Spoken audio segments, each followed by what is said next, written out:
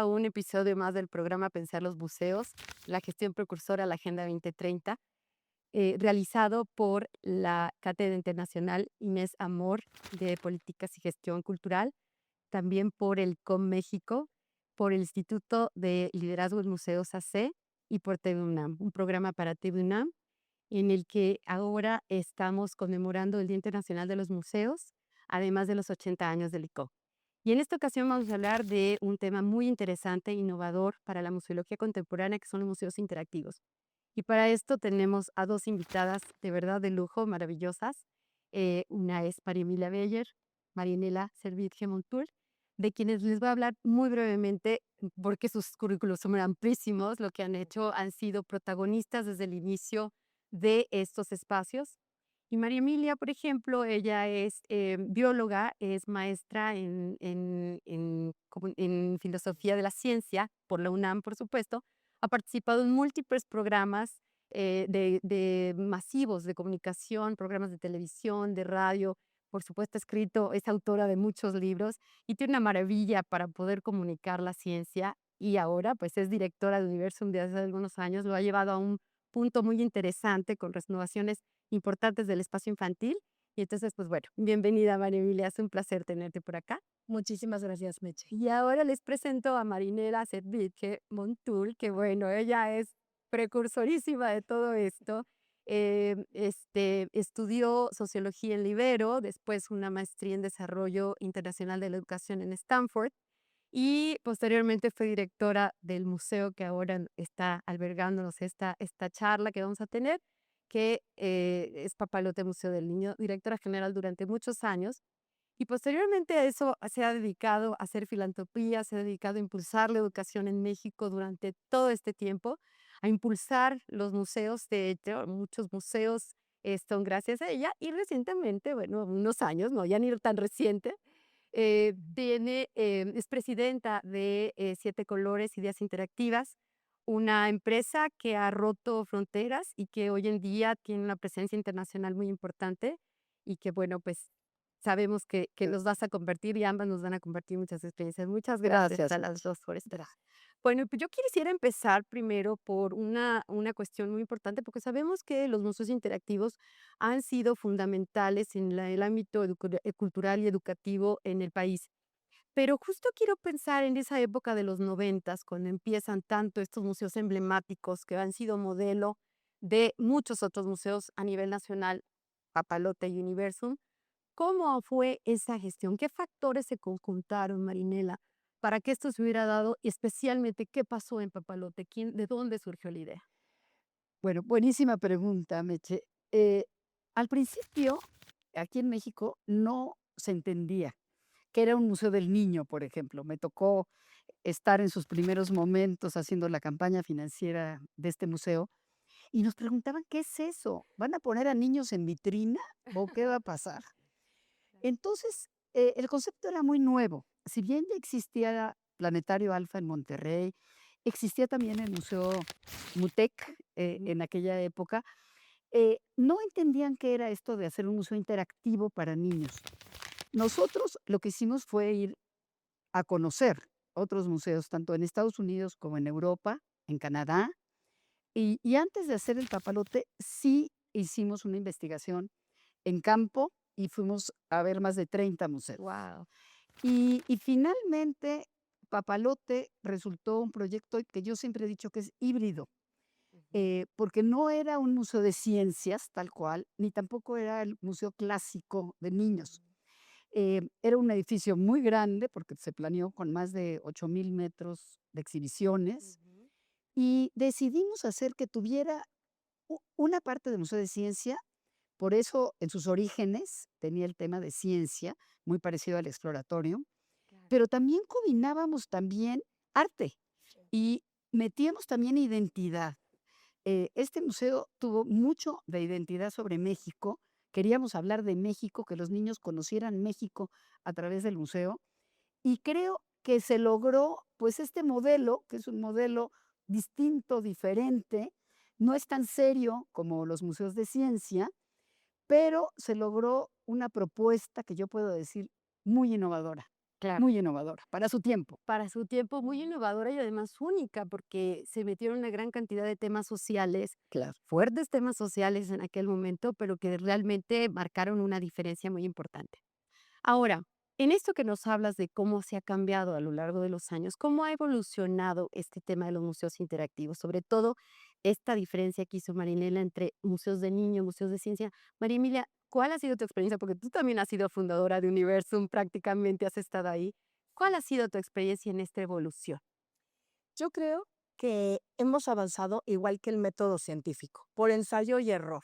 Marinela no me dejará mentir, ¿no? Muchas cosas se hacían con pasión, creatividad y muy buenas ideas, pero tienes que pensar en el visitante y a veces, pues la gran idea no funciona cuando la pones de verdad ya en piso. Entonces, hemos ido aprendiendo. Creo que una de las moralejas es que tienen que haber líneas narrativas interesantes, tienes que contar buenas historias. Y eso está desde el guión, eso no está nada más en la cosa que montas en el piso y dejas entonces que la persona entienda o comprenda o se apropie del conocimiento. Eso no va a suceder. Si desde antes tú no tenías un buen eje temático, una buena posibilidad de abrir conversación, con el visitante a través del objeto. Y entonces contar historias también nos hemos dado cuenta, y creo que es parte de la evolución que mencionabas, no necesariamente pasa por pura tecnología. Entonces, me parece que hubo una época en la que hicimos apuestas muy buenas, tecnológicas, muy serias, y no estoy diciendo que no, sigo diciendo que hay que saberlas usar cuando la línea de conversación adecuada tenga sentido frente a un objeto tecnológico, ¿no? Pero a veces también podemos tener, Meche, como en tu museo, ¿no?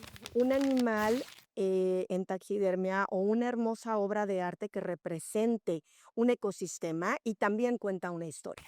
Claro. Entonces, creo que hemos ido entendiendo que para ser buenos contadores de historias tenemos muchísimas estrategias a la mano y la riqueza creativa del equipo que diseña, fabrica y construye es realmente el que hace la diferencia. Claro. Claro. Y ahora han entrado además en toda esta parte de la conceptualización donde se incluyen todos estos elementos, porque hoy en día estos museos ya no solamente tienen exhibiciones interactivas, tienen colecciones, de hecho, pues Claro. sus museos tienen colecciones muy importantes, tienen también otro tipo de estrategias, de herramientas. En ese sentido, ¿qué ocurre con la conceptualización? ¿Cuál es la prioridad? La prioridad está en mantener el aprendizaje, en despertar la curiosidad por la ciencia. ¿En dónde está? ¿Está situada en algún sitio? Y ahí me gustaría que ambas nos pudieran compartir Claro. A mí me gustaría decir algo súper breve y luego quiero Sí, sí, escuchar a sí. Marínez. Pero lo que yo te quiero decir es que Universo es un museo universitario. Y entonces, tu pregunta es difícil de responder para nosotros, porque por un lado tienes la enorme virtud de contar con un gremio científico que está a una llamada telefónica y que te resuelven, pero por el otro lado, ese gremio científico a fuerzas quiere que quede toda su investigación y Claro. bien sabemos que así no va a funcionar un museo de ciencias, ¿no? Ni un museo del niño. Entonces, yo creo que ahí, en ese balance delicado, es en donde nosotros tenemos que trabajar. perfecto. Marianela, vamos. Yo estoy convencida, después de más de 30 años de estar en los museos interactivos, que lo más importante es definir el qué. Ujú. El qué es lo que quiero yo contar, qué es lo que yo quiero exhibir, cuál es la historia que se tiene que narrar.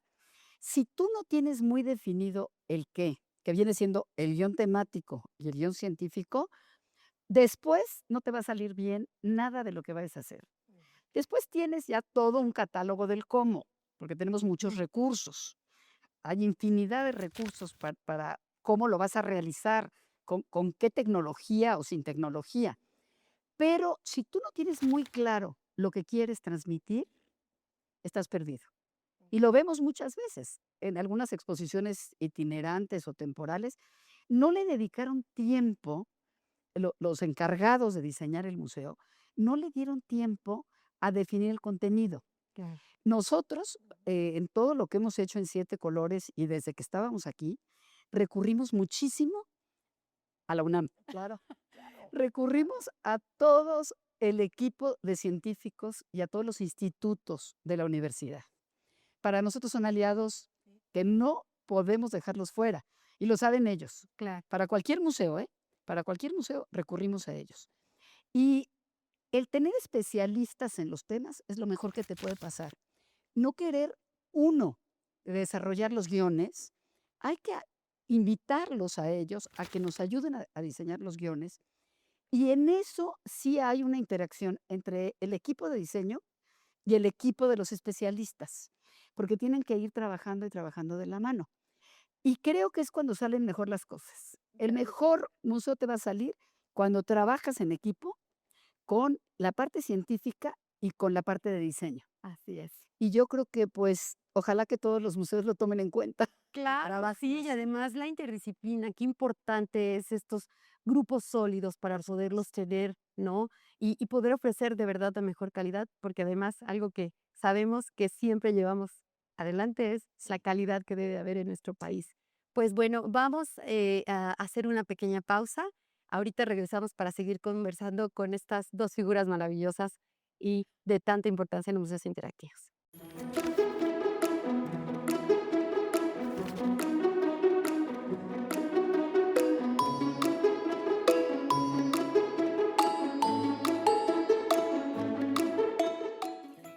Pues regresamos a la conversación aquí con Marinela y María Emilia.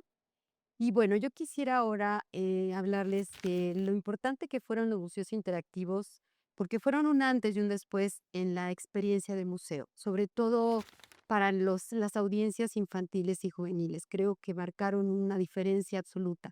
Y en ese sentido, me gustaría preguntarles, ¿cuáles creen que han sido las principales aportaciones, por ejemplo, de los museos interactivos en relación, María Emilia, de la divulgación científica? Bueno, Meche, la primera que de entrada se me ocurre es que cuando nacimos los museos interactivos, que al principio no se entendían muy bien, y poco a poco fuimos ganando este público y esta posibilidad de ser considerados espacios realmente muy, muy importantes, también académicos, ¿no? Ujú. Lo que sucedió fue que el ICOM de alguna manera tuvo que redefinir lo que era el museo. A mí me parece que los museos de antaño, que traían tradiciones de siglos, pues de repente se enfrentaron con una nueva forma de hacer museo que éramos nosotros. Y entonces esto dio mucha riqueza no solo al gremio, sino también a los visitantes, Ujú. posibilidades de aprender a hacer museo y establecer conversaciones desde muchas otras fronteras.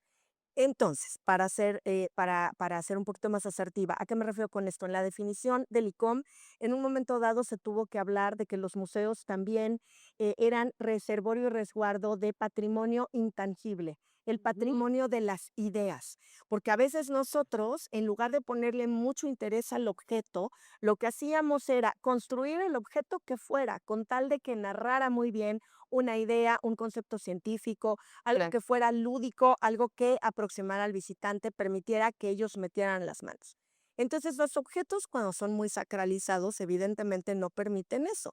Y nosotros jugábamos completamente con otras reglas, ¿no? Entonces, Claro. creo que llegamos para ampliar la jugada, ampliar la mirada y permitir que el visitante obtuviera esta posición no nada más de alguien que observa y que también reflexiona y también se apropia, pero con nosotros también jugaba, también metía las manos, también, pues, en sí mismo se volvía parte de la jugada dentro del museo. Claro, y además dar paso a todos estos grupos de científicos en la UNAM, que los tenías ahí a la mano además, ¿no? Exactamente. Entonces, establecer conversaciones con quienes hacen la ciencia, ¿no? Se volvió muy relevante porque los museos somos como este foro de encuentro y hemos tenido tanto Marinela como Universum y otros tantos museos, hasta premios Nobel que vienen y de repente se arremangan, vamos a decirlo así, las mangas y Claro. se ponen a jugar con las y los visitantes. Entonces, yo creo que en ese sentido, pues también abrimos un camino muy relevante. Claro. Marinela, ¿y qué importante es ese impacto que hay con el público cuando justamente tienen este contacto con personalidades así? En los museos en general, ¿cuál ha sido esta aportación? Mira, yo creo que cada museo tiene su identidad, ¿no? Ujú. Y hay que respetar la identidad de cada museo, ¿no? Los museos de antropología, los museos de arqueología, los museos de arte, los museos de arte contemporáneo, nosotros, los museos interactivos. pero yo creo que abrimos una puerta para todo lo que son las visitas escolares. Ok. Yo creo que el hecho de que ahora está en el catálogo de la Secretaría de Educación Pública, están muchísimos museos de diferentes tipos, creo que eso es un abanico de posibilidades para las escuelas que pueden escoger a qué museos van. Claro. Es decir, algo que yo siempre digo, que se den cuenta y escoja bien la escuela a qué museo y se prepare antes de ir a un museo, que las visitas sean preparadas, que no sea una sorpresa, nada más voy a llegar aquí, que sea como en otras partes del mundo, que ya los niños vienen con algunos materiales para que vean ciertas exposiciones, ciertas exhibiciones en los museos de arte, ciertos cuadros, Ujú. pero que sí las escuelas preparen muy bien a sus a sus maestros y a las visitas de los niños en las escuelas, a los papás que van a Claro. acompañar también a los niños en la visita. Yo creo que en eso sí abrimos mucha brecha, en que los niños son bienvenidos y que los niños son bienvenidos a los museos y que no tengan miedo, que los papás no tengan miedo de llevarlos a un museo de arte. No, se van a encontrar con algo fascinante y no todo es de tocar con las manos. Yo digo que puedes tocar con los ojos, Sí, así puedes es. tocar con otros sentidos. No necesitas tocar nada más con las manos. Entonces, hay mucho todavía por hacer. Claro. Yo creo que los museos más tradicionales también tienen mucho por hacer. Y pueden incluir algo de tecnología, por ejemplo, el poner, todas estas mesas multitouch Ujú. son muy buenas, porque ahí puedes tener los hipertextos y puedes dar más información sobre lo que estás viendo en un museo. Entonces, que los museos tampoco tengan miedo a poner un poco de tecnología. Así es. Sí. Eso es una recomendación que yo les haría. Y de hecho, Claro. si me permites, creo que también eso es algo de las aportaciones. Museos como los nuestros, de repente han sido, pues a lo mejor, el conejillo de Indias para que ideas complejas se puedan desgranar a través de la interactividad. Claro. Entonces, otro tipo de museos, por eso digo yo, estirar la liga, ¿no? De pronto pueden vernos y decir, ¿podría yo hacer algo así? Y claro que podría, Claro, ¿no? Entonces, sin abusar, ¿no? sin abusar, Sin sin abusar, perder su claro, identidad, como claro. bien Y la decías, esencia, Marinela. como decían ustedes, la Exacto. esencia de cada espacio. Ujú. Bueno, pues es una parte muy enriquecedora, pero sobre todo yo creo que para los públicos, porque finalmente, aunque sabemos que es difícil de repente poder tener públicos tan diversificados, pues siempre hay algo que encontrar y la parte de la inspiración también de estas vocaciones que de repente se dan. Yo ahora estoy muy metida en vocaciones y me parece que es algo fundamental.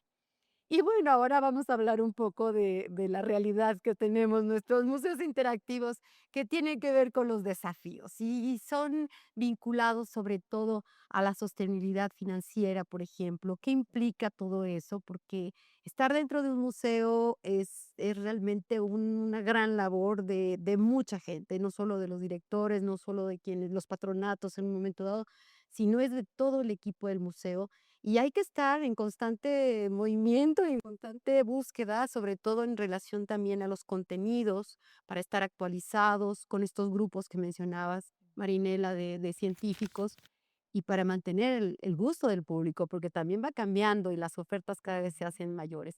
¿Qué nos pueden decir eso, Marinela?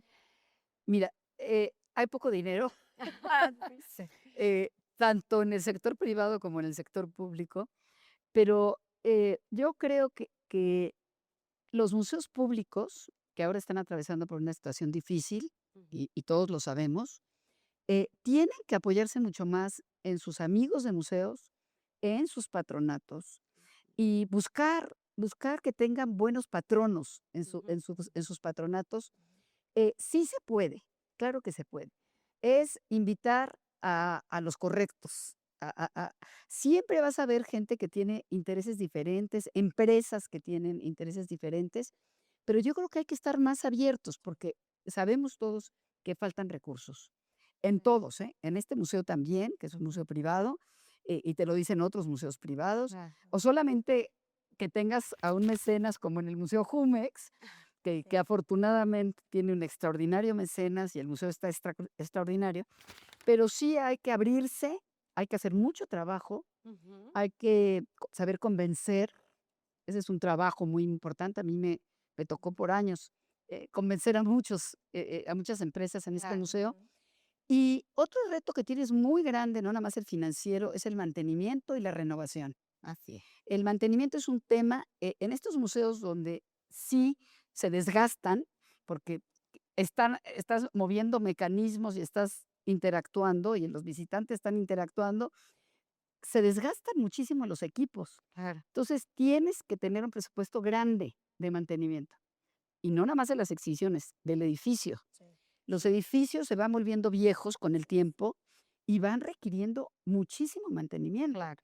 Entonces, un reto grande es el mantenimiento y la renovación.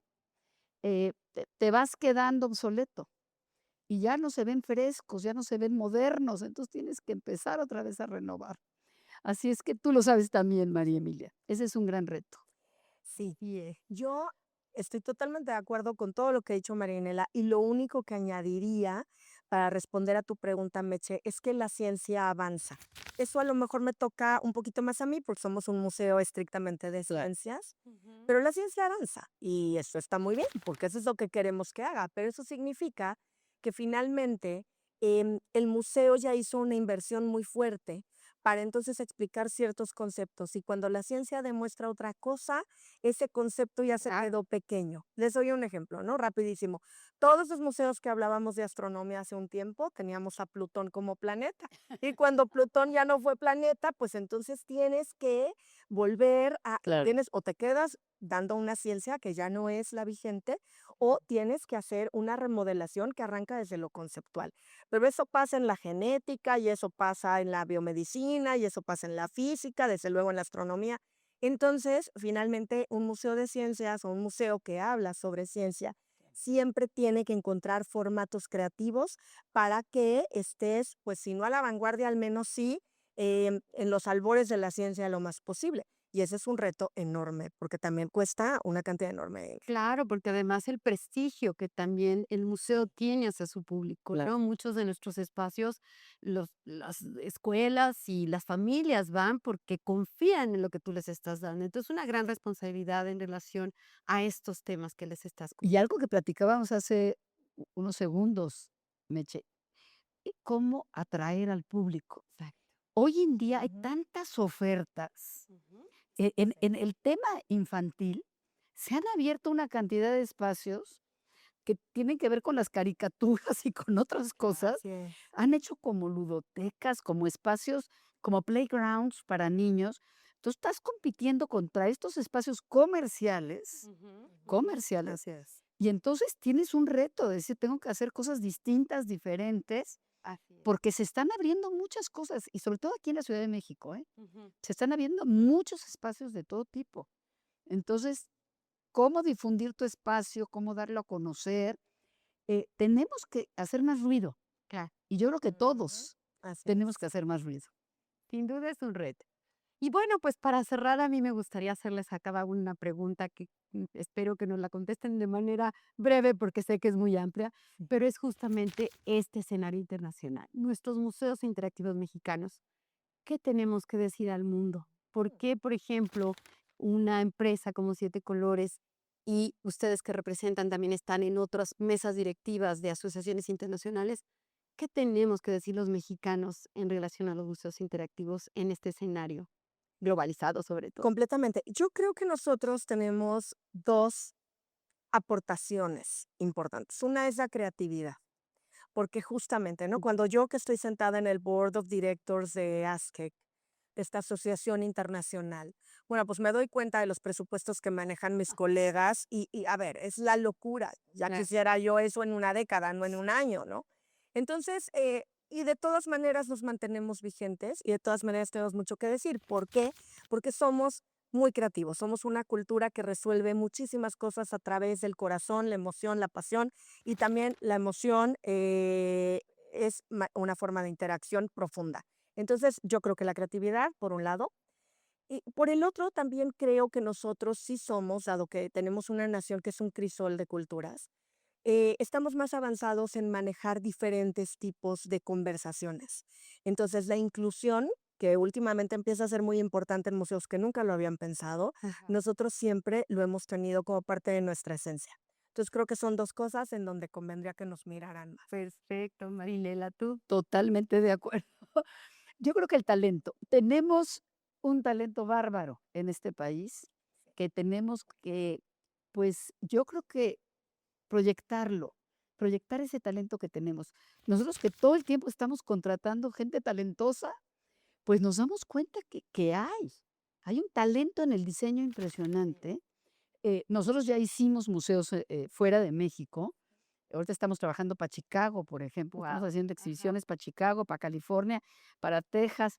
Ya nos están volteando a ver Claro. y porque nos atrevemos. Es decir, nosotros, los mexicanos, nos atrevemos.